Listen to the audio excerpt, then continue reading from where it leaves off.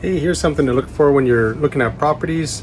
So if a house is built from 50s, say early 60s, have a look at the plumbing pipe when you're going through it, because here you can see some galvanized pipe. So you look right here, see the galvanized pipe. This is the ply pipe right here, and this is the drain.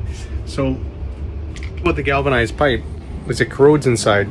Over time, the pipe's actually going to get a smaller diameter. So after 30 years, this house is built in 52, and in about 30 years, the diameter they estimate is about half, and the life expectancy is only about 30 to 40 years max. So we're well beyond that.